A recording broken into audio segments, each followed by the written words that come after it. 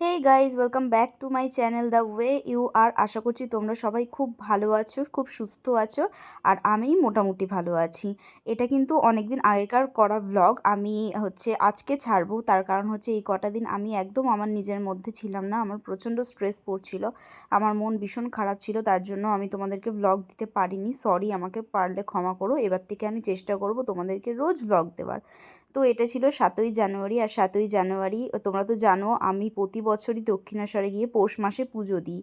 হ্যাঁ, তো এই বছরও আমি গেছিলাম, সেটা ছিল 7ই জানুয়ারি। 7ই জানুয়ারি আমি আর দিদি দক্ষিণেশ্বরে গিয়ে পুজো দেবো ভেবেছিলাম, তো তার জন্যই বাড়ি থেকে বেরিয়েছিলাম।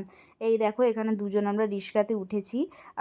আর ভাববে না যে তোমরা যে আমি এখানে হেসে হেসে কথা বলছিলাম বলে, সেদিন হয়তো আমি ঠিক ছিলাম। কি বলো তো, ভিডিও ক্রিয়েটারদের জীবনটা একটু অন্যরকম। আমরা যারা ভিডিও ক্রিয়েটার আছি না, তাদের জীবনে যা কিছুই হয়ে যাক না কেন, যত ঝড়ই উঠুক না কেন, তাদেরকে কিন্তু ভিডিও দিতেই হবে। সেই ভেবেই আমি সেদিনকে ভিডিও করেছিলাম। কিন্তু তারপর আমার এত মন খারাপ ছিল, এত শরীর খারাপ ছিল, আমার কিন্তু আর ভিডিও দেওয়া হয়নি। তো যাই হোক, ছাড়ো, সেসব কথা বাদ দাও। সবার জীবনেই খারাপ ভালো নিয়েই জীবন। তো ফাইনালি বাড়ির সামনে থেকে আমরা একজন কাকু রিক্সা করে বেরোলাম, আর এখানে দেখো দিদি পোজ দিচ্ছে, হাসছে। তো তারপর আমি আর দেখাইনি, মেট্রোতে গেছিলাম, ওখানে ভিডিও করা বারণ, তার জন্য আর দেখানো হয়নি। দক্ষিণেশ্বর আমরা দুজন পৌঁছেই তোমাদেরকে দেখাচ্ছিলাম যে দেখো কত ভিড়। আসলে পৌষ মাস মা কালীর পুজো মানে ভিড় হবেই, এমনিতেই শীতকালে সবাই ঘুরতে যায়, আর তার উপর আবার পৌষ মাস। আমাদের মতো অনেকেই আছে যারা মূলো দিয়ে পুজো দেয় মাকে, তো আমরাও তার জন্যই গেছিলাম। তো এখানে দেখো কত ভিড়। এখানে এই গাছগুলোর জন্য আমি তোমাদেরকে বলে বোঝাতে পারছি, দেখাতে পাচ্ছি না যে ঠিক কতটা ভিড়। তোমাদেরকে পারলে আমি নিশ্চয়ই পরে দেখাবো যে ভিড়। এই দেখো দিদি টাটা করছিল। তারপর আমরা দুজন মিলে প্রসাদের দোকানে গেলাম যে ডালা কিনবো মায়ের জন্য, কোনটা কি ভালো হয়। গিয়ে এখানে রুলস আছে দক্ষিণেশ্বরে, দক্ষিণেশ্বরে বলে না, যে কোনো জায়গাতেই মায়ের মন্দিরে প্রবেশ করার আগে তোমাকে ফোন রাখতে হবে, তারপর ব্যাগ রাখতে হবে, জুতো তো অবশ্যই খুলতে হবে। তো আগে জুতোটা খুলে হাত টাত ধুয়ে আমরা প্রসাদটা নিয়েছিলাম। আর তারপর এখানে কাকুতে জুতোটা রাখতে বললো, তো আমি জুতোটা রেখে নিলাম, আর এখানে এই কার্ডটা। তারপর হাত ধুয়ে প্রসাদ নিয়েছিলাম। আর এই দেখো মূলও কিন্তু নিয়েছি, একটু আগেই বললাম মূলো দিয়ে পুজো দিতে হয়। আর আমি দিদিকে বলছিলাম যে এবার ভিড়টা দেখা, তাহলে হয়তো সবাই বুঝতে পারবে যে ঠিক কতটা পরিমাণে ভিড়। আর আমরা যে এত লাইন দিয়েছিলাম কি বলবো, কোমর ব্যথা হয়ে গেছে। আর এই দেখো লাইনের জন্য ছুটছি। আর এখানে সবাই বলছে দিদিভাই এই দোকানে আসো, এই দোকানে আসো। তারপর এই ডালিয়া ফুলগুলো দেখে আর সামলাতে পারলাম নিজেকে, একটা ক্লিপ নিয়ে নিলাম। এরকম আমি খালি পায়ে হাঁটছিলাম বলে দিদি সেই ক্লিপটাও নিয়ে নিয়েছে। তারপর এখানে আসলাম। আমার বরাবরই শিব ঠাকুর ভীষণ পছন্দের, আমি শিব পুজো করতে খুব ভালোবাসি। তোমরা আমাকে কমেন্টে জানাবে যে আমার মতো আর কে কে আছো যারা কিন্তু শিব ঠাকুরের পুজো করতে ভীষণ পছন্দ করো। তো এইখানে এই শিব ঠাকুরই দেখছিলাম, যে ভাবছিলাম যে নেব, কিন্তু আর সেটা নেওয়া হলো না, আমার বাড়িতে যেহেতু দুটো রয়েছেই। তারপর এখানে গাড়ি পার্কিংয়ের এখান থেকে দেখো, এখান থেকে লাইন ঘুরিয়েছে, এত পরিমাণে ভিড় হয়েছে, এত গাড়ি পার্কিং, এত লোকজন। এই সামনে থেকে সবাই দেখো ডালা নিয়ে যাচ্ছে পুজো দেবে বলে। তো আর এত চিৎকার চেঁচামেচি হচ্ছিল, আমি এখানে নিজের ভয়েস দিয়েছিলাম, তারপর ভাবলাম যে চলো না, পরে দেওয়া যাবে ভয়েস। আর এখানে এনারা হচ্ছে মানুষ, কি বলো তো, মানুষ হচ্ছে এরকমই জিনিস যে পরে আসবো আগে দাঁড়াবো, আগে পরে এসছে আগে দাঁড়াবে, সেই নিয়ে ঝামেলা বেঁধেছিল যথারীতি। তারপরে দেখো এই যে আমার সবথেকে যেগুলো ভালো লেগেছে, এই সুন্দর সুন্দর হনুমানগুলো। এরা যা ডিস্টার্ব করছিল মানুষজনকে কি বলবো, কারোর প্রসাদ কেড়ে নিয়েছে, কারোর বাঁধাকপি তুলে নিয়েছে। এই দেখো এখানে মা আর ছেলে একসাথে খাওয়াখাওয়ি করছে বাঁধাকপি, একজন ভ্যানালার থেকে বাঁধাকপি তুলে নিয়ে। এত যে ডিস্টার্ব করেছে এরা, এদেরকে আসলে তো কেউ খেতে দেয় না, ওদের খিদে পায়।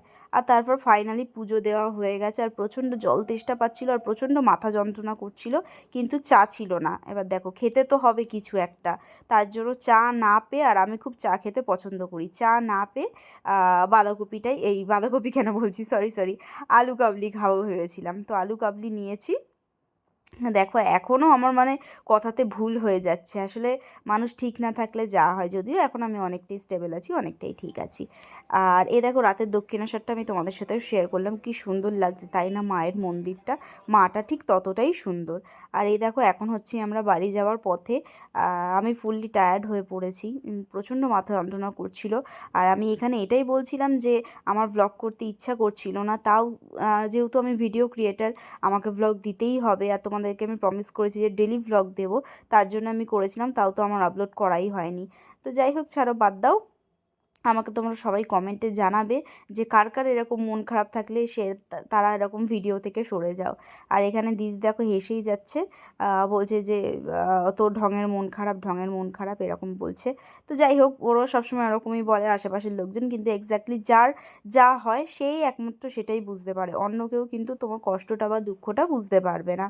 তো এই দেখো, এবার আমরা উঠবো মেট্রোতে, আর তার জন্য তোমাদেরকে টাটা করছিলাম, চলো মেট্রোর সামনে গিয়ে দেখা হবে। তো ফাইনালি আমরা মেট্রো স্টেশনে চলে এসেছি। আর তোমরা সবাই জানো তো এখন দক্ষিণেশ্বরের ইজিয়েস্ট ওয়ে হচ্ছে তো ডিরেক্ট মেট্রোতে চলে যাওয়া, একদম তোমাদের সামনেই নামিয়ে দেবে, তারপর একটুখানি গেলেই দক্ষিণেশ্বরের গেট পেয়ে যাবে। কিন্তু দুর্ভাগ্যবশত এটা ট্রেনের টিকিট কাটা হচ্ছিল, ট্রেনেও যাওয়া যায়, আর মেট্রোর টিকিট হচ্ছে উল্টো দিকে। তো আমরা এখানে মেট্রোর টিকিটের উদ্দেশ্যে আমি আরও হেঁটে যাচ্ছিলাম, তারপর গিয়ে শুনলাম যে মেট্রো স্টেশনের ভেতরে ঢুকে লিফটে করে ওপরে গিয়ে তারপর আমাদেরকে টিকিট কাটতে হবে। তো যথারীতি আমরা তাই করলাম, আমি আর দিদি মিলে এখান থেকে হাঁটছিলাম। হাঁটতে হাঁটতে এই মেট্রো স্টেশনের সামনে গিয়ে এই চলে এসেছি প্রায় মেট্রো স্টেশনের সামনে গিয়ে আমরা লিফটে উঠে যাই। আর লিফটে উঠে মানে দম বন্ধ হয়ে যাচ্ছিলো, সবাই মিলে এত লোকজন মিলে উঠলে কি হয়, আমাদের এদিকে আরও লোকজন ছিল, আমি সবাইকে নিয়ে নিই, আর নিলেই বা কী হবে, সবাই মুখের দিকে হাঁ করে তাকিয়ে থাকে। যাই হোক, তো ফাইনালি উঠে গেছি মেট্রোতে। আর রাতের মেট্রো মানে মেট্রো থেকে নিচে দেখতে কীরকম লাগে, বাইরে দেখতে কীরকম লাগে, সেটাই আমি তোমাদেরকে দেখাচ্ছিলাম। আর এখানে কিন্তু আমার ছোট্ট না, উনি একজন মহিলা, একজন সাবস্ক্রাইবারের সাথে দেখা হয়েছিল একটু পরেই। তাকে মানে সে অনেকক্ষণ আমার মুখ দেখার পর আমাকে বললো যে তোমাকে তো আমি সাবস্ক্রাইব করেছি, হ্যাঁ, অনেক কথা টথা হলো। এই মহিলা, এই আন্টি হচ্ছে আমার সাবস্ক্রাইবার, ইনি উঠে গেলেন। তো প্রথমে এটা ওঠার সময় আমাকে দেখেনি, খেয়াল করেনি, তারপর অনেক পর উনি দেখি আমার দিকে তাকিয়ে আছে, তারপর দেখলাম যে উনি আমার সাথে কথা বললো আমি তো সাবস্ক্রাইব করেছি তোমাকে। আর তারপর এই দেখো আরও একটা পুজো ছিল, সেটা হলো দীপেনদের ঠাকুমার বাড়িতে পুজো। তো আমি সেখানে ইনভিটেশন ছিল তো গেছিলাম। আর হচ্ছে সেখানে পুজো হচ্ছিল, এখানেও মায়ের পুজোই হচ্ছিল, কালী পুজোর। এই দেখো পিসি আর কাকিমা হচ্ছে পুজো করছে, আরও সবাই ছিল, কিন্তু তখনও দীপেন এসে পৌঁছায়নি। যাই হোক, ও পরে এসছিল। আর ইনি যে ঠাকুর মশাই, এনাকে পার্সোনালি আমার ভীষণ পছন্দ হয়েছে, খুব ভালো পুজো করেছেন। পুজোর তো খুব ভালোই হয়েছে, খুব ভালো অ্যারেঞ্জমেন্টও ছিল। আর এই যে যজ্ঞর ভিডিও করতে যে আমার কী ভালো লাগে তোমাদেরকে কী বলবো, যজ্ঞ ছিল তার জন্য আমি একটুখানি ভিডিও করেছিলাম, যে যজ্ঞটা দেখাবো তোমাদের সাথে শেয়ার করবো। এই যে বেলপাতা দেওয়া হবে একে একে, ঠাকুরমশাই দারুণ পুজো করেছে। আর এই দেখো কী সুন্দর নেচে নেচে ঠাকুরমশাই এখানে আরতি করছে মায়ের কাছে। তো আজকের ভিডিওটা এতটা পর্যন্তই ছিল, তারপর আমি বাড়ি চলে এসে আর আমি তোমাদের সাথে কথা বলতে পারিনি, এক্সট্রিমলি সরি। ভালো লাগলে কিন্তু সাবস্ক্রাইব করে দিও প্লিজ, এখনও আমার কথাবার্তা